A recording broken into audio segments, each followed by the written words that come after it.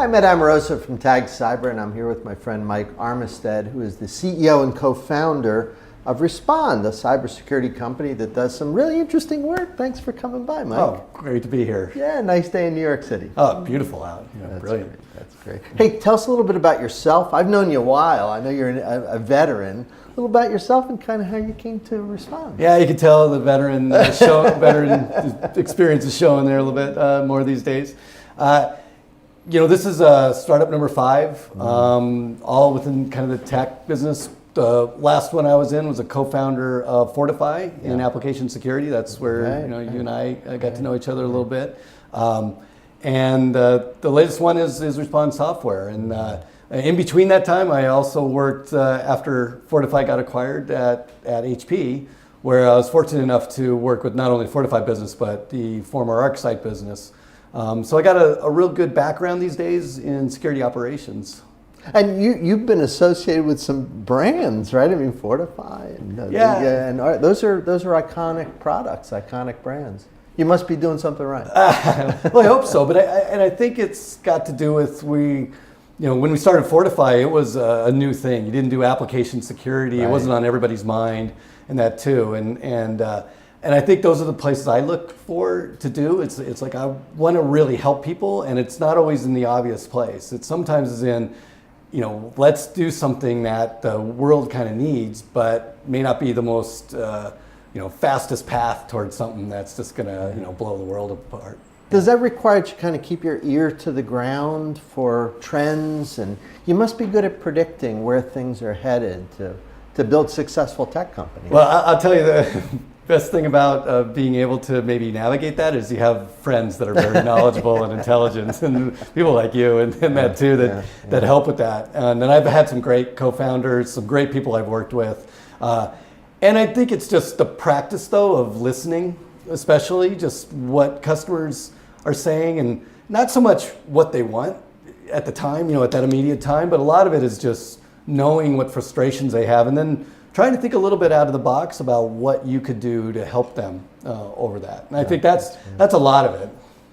It's not often that I say wow when I hear an idea, but when you told me about Respond and what you guys were doing, I think I did say wow. I think it's a really great idea, the virtual analyst and so on. Tell the folks a little bit about your idea and how it solves what I think is a pretty big problem in running a SOC and a team to do security. Tell us a little bit about it. Yeah, great. Actually at the start too, I think we all kind of did a wow too. Not so much that, we've got something, but it was like, what could we do that would make a difference in security operations? Because, this is it's such an area that is struggling. There's a real imbalance between the attackers and the defenders right now, and really stacked against these resource-constrained defenders that are trying to get their work done and be successful, not being hacked in that too.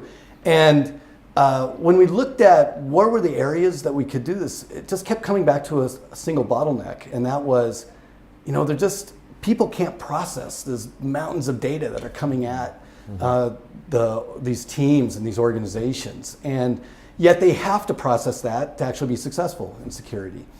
And we, I think maybe 10 years ago, we might not have been successful in kind of the technology side of what we're doing because the processing power wasn't there for any individual company. Maybe the mathematical frameworks really hadn't been applied, or there hadn't been so much research kind of in that area.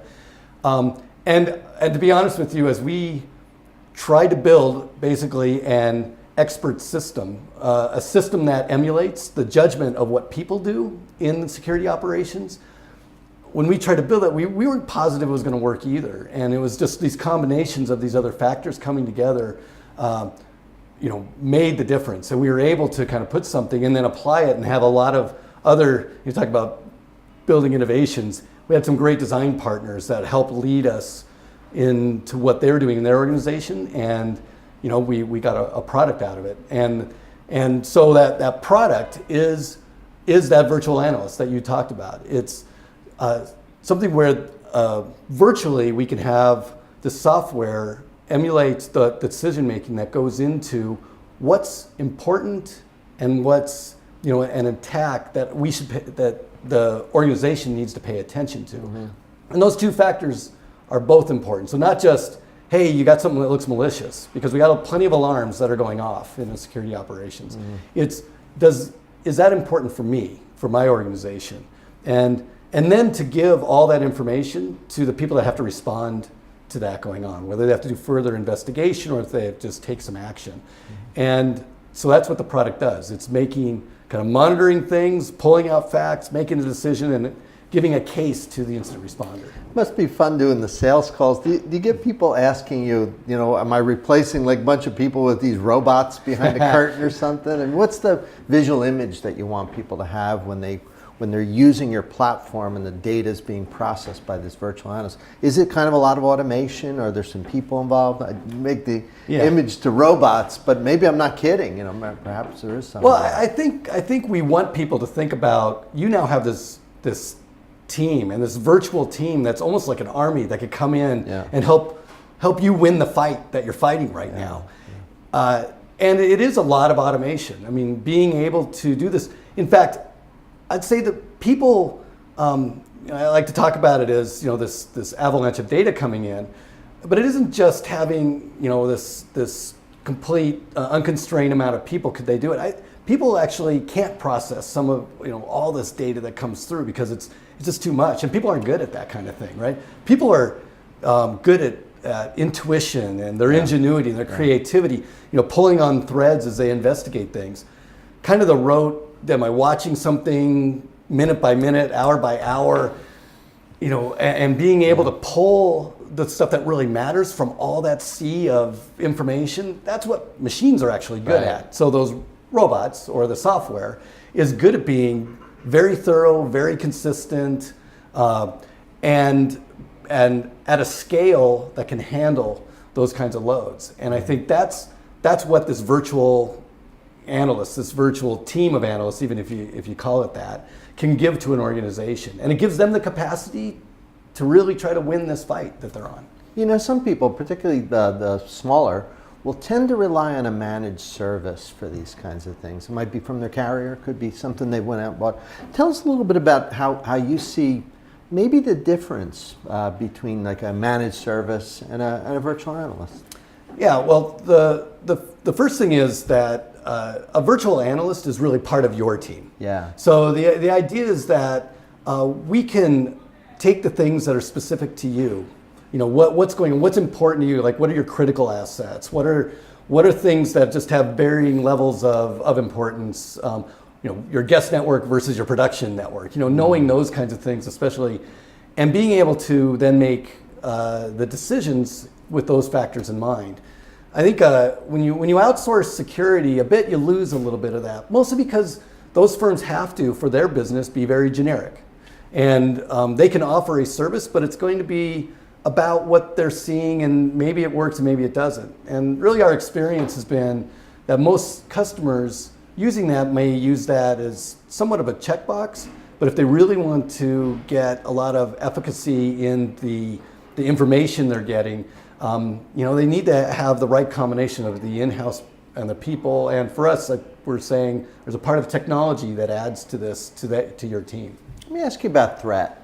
People watching, I'm sure, are familiar with this daily cadence we have now in the media in our world, where there's one pretty severe hack after another, and usually they're by capable actors. Remember, it used to be a bunch of dopey hackers. Yeah. It's not that anymore. Oh, back in the Fortify days, I remember we used to say, it's like, well, we couldn't imagine a nation state doing this because they should be risk averse because it might start a war or something like that. And it's like these days, it's almost of course, it's a nation state. Yeah, and amazing. even if it isn't, then it's somebody who has gotten to the point where they're almost as good, like using those tools. So does your platform and your offering, in some sense, allow companies to just sort of keep up, or do you think it does help people get to the point where, knock on wood, maybe you can stop a nation state? I mean, is that an elusive goal, like stopping? I don't think so. I don't think so, because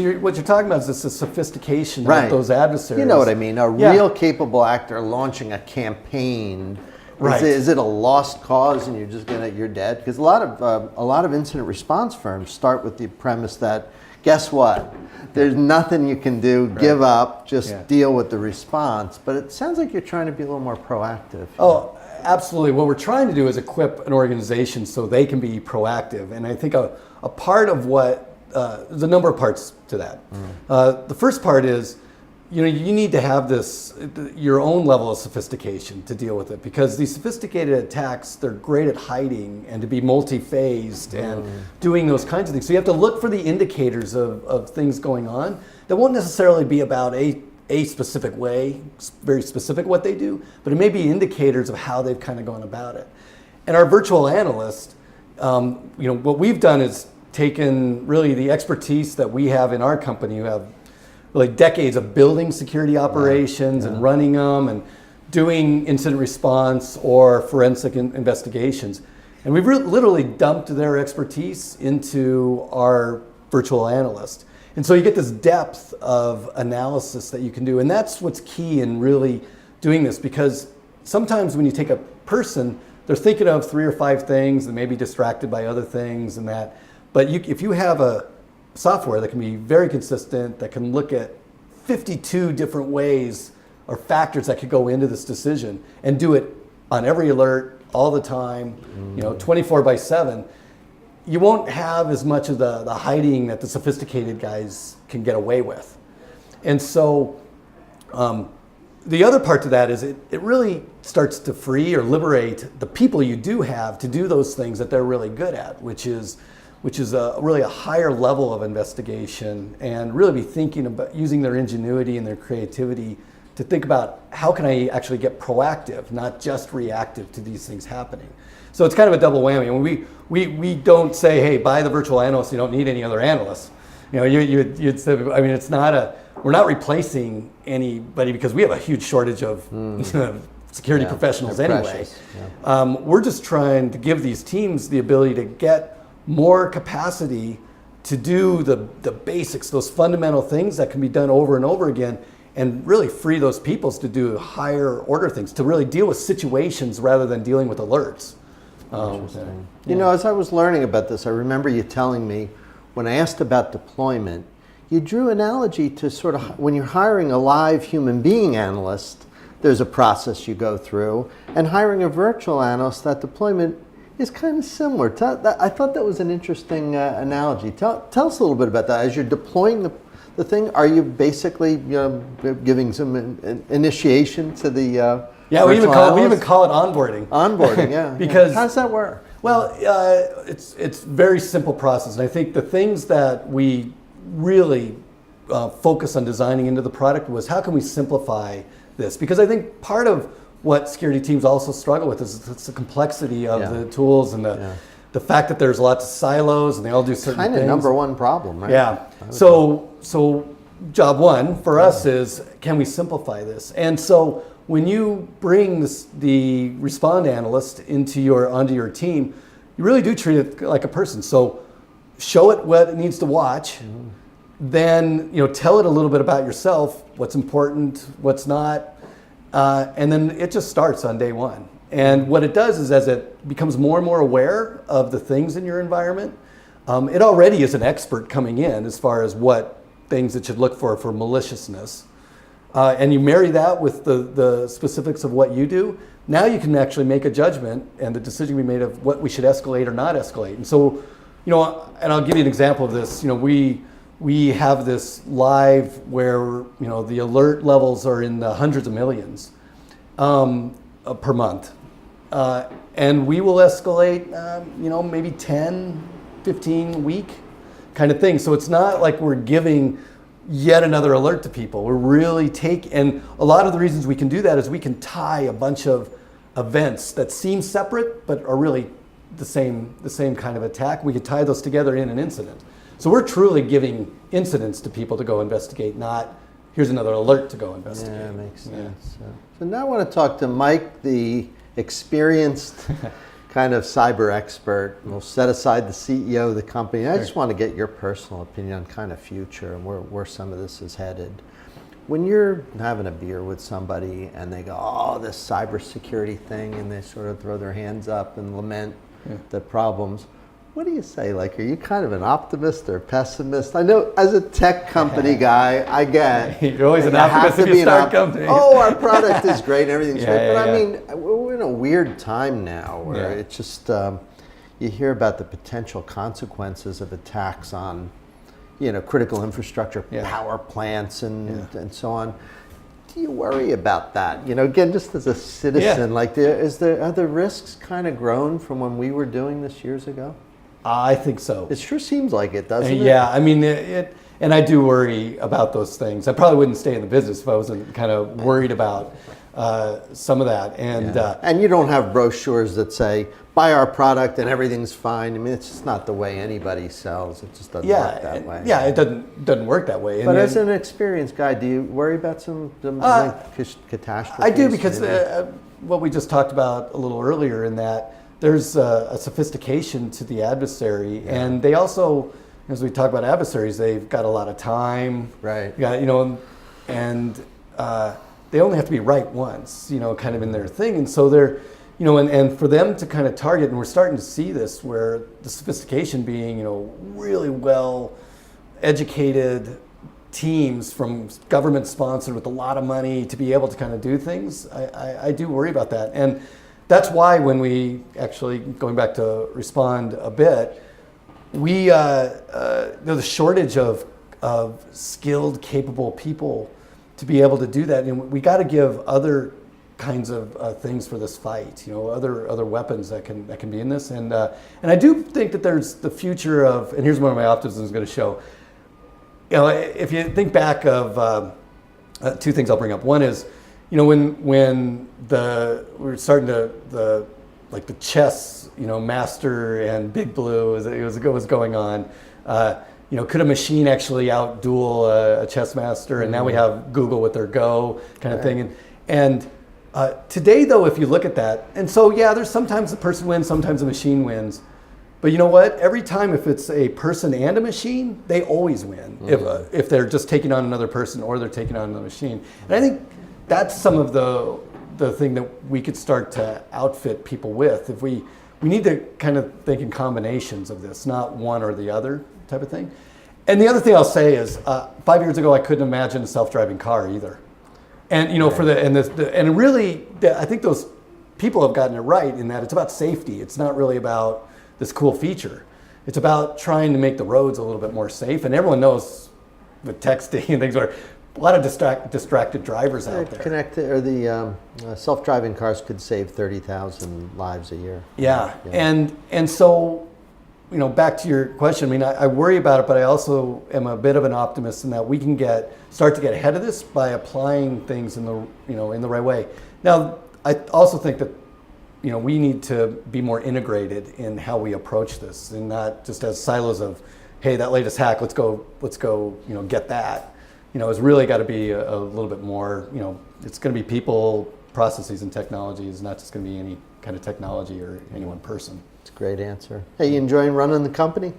I am. It's, I will have to say, after having been through this a couple of times, the most surprising thing to me is you actually seem very relaxed. I'm a little more calm. You seem relaxed. Relaxed is good. There's times where you certainly, it's got the stress associated with it, but at least I think these days I know a bit of where a lot of those tar pits are, and I have a lot of people I can come to for advice and saying, hey, what do you think about this? And again, that network and just knowing that you're going to get through this is helpful. Keeps you a little more calm. That's great. Well, keep doing the great work you're doing. Yeah, we need you too. Keeps us all safe. Yeah. Right? Yeah, and I hope you'll come back and share with us again and give us an update soon. Would love to. Thanks all right, for coming Ed. by. Thank you. Excellent. Bye. And we'll see you next time.